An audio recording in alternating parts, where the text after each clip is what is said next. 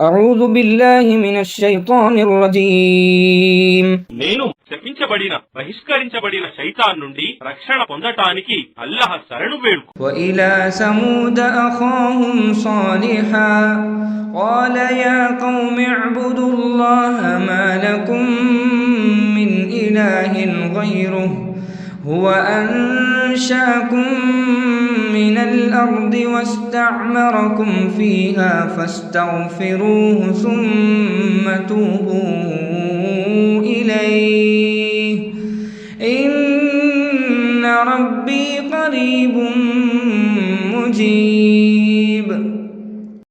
ఇక సమూదు వారి వద్దకు వారి సహోదరుడు సాలెహ్ను పంపాము. అతను అన్నాడు, నా జాతి ప్రజలారా, అల్లాహ్నే ఆరాధించండి. ఆయన తప్ప మీకు మరొక ఆరాధ్యుడు లేడు. ఆయనే మిమ్మల్ని భూమి నుండి పుట్టించి దానిలో మిమ్మల్ని నివసింపజేశాడు. కనుక మీరు ఆయన క్షమాభిక్ష వేడుకోండి. తరువాత ఆయన వైపునకే పశ్చాత్తాపంతో మరలండి. నిశ్చయంగా నా ప్రభువు దగ్గరలోనే ఉన్నాడు. మీ ప్రార్థనలకు జవాబిస్తాడు.